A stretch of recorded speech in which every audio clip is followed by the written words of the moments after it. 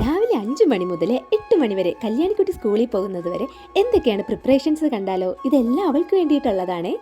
രാവിലെ എഴുന്നേറ്റൊരു കുളിയൊക്കെ കഴിഞ്ഞ് അടുക്കളയിൽ കയറിയ കല്യാണിക്കുട്ടിക്ക് സ്കൂളിലെത്തേക്കുള്ള ലഞ്ചും ബ്രേക്ക്ഫാസ്റ്റും പ്രിപ്പറേഷനാണ് ഫസ്റ്റ് ചെയ്യുന്നത്. ഇന്ന് അവൾക്ക് ഇഷ്ടപ്പെട്ട പൊട്ടറ്റോ ഫ്രൈയും വെണ്ടയ്ക്ക മെഴുക്ക് വരട്ടിയും ചെറിയൊരു ചമ്മന്തിയാണ് കൊടുത്തു വിടുന്നത്. രാവിലെ എഴുന്നേറ്റ സമയം പറക്കുകയാണോ എന്ന് തോന്നാറുണ്ട്. കാര്യം 5 മണിക്ക് എഴുന്നേറ്റ 8 മണി കണ്ണടച്ച് തുറക്കുമ്പോഴേക്കും ആവും. പിന്നെ ഇത് റൈസ് കുക്കറിൽ അരി വേവിച്ച് വെച്ചിട്ടുണ്ടായിരുന്നത് കുക്കറിലിട്ട് ഞാൻ ഒന്നുകൂടി അവൾക്ക് വേണ്ടി തയ്യാറാക്കി.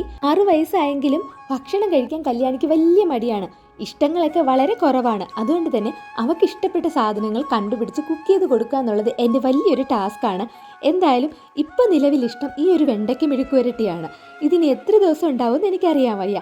എന്തായാലും വെണ്ടയ്ക്കയൊക്കെ തയ്യാറാക്കി വെച്ച ശേഷം കുറച്ച് ചമ്മന്തി അരയ്ക്കാമെന്ന് കരുതി. ഇന്ന് ദോശയ്ക്ക് ചമ്മന്തിയാണ്. അതുപോലെ കുറച്ച് കാടമുട്ട ഉണ്ടായിരുന്നു. അത് രാവിലെ അവൾക്ക് പോകുന്നതിന് മുന്നേ ബ്രേക്ക്ഫാസ്റ്റ് ആയിട്ട് കൊടുക്കാനാണ്. അപ്പം അതും പുഴുങ്ങാനിട്ട ശേഷം നേരെ ഞാൻ അവളുടെ യൂണിഫോമൊക്കെ എടുത്ത് അയൺ ചെയ്ത് വെച്ചു. ഇത് തലേദിവസം ചെയ്തു വെച്ചാൽ അത്ര എളുപ്പം.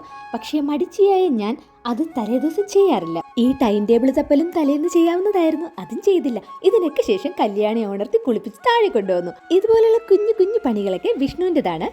പിന്നെല്ലാം ചടപടിയെന്നായിരുന്നു. ഉടുപ്പിടുന്നു, മുടി കെട്ടുന്നു, പൊട്ടുവെക്കുന്നു. ഇത്രയൊക്കെ ചെയ്തിട്ടും ഇന്ന് സ്കൂൾ ബസ്സിൽ വിടാൻ പറ്റില്ല. കാരണം ബസ് വന്ന് ഹോൺ അടിച്ചപ്പോഴേക്കും കല്യാണി റെഡി ആയിട്ടുണ്ടായിരുന്നില്ല.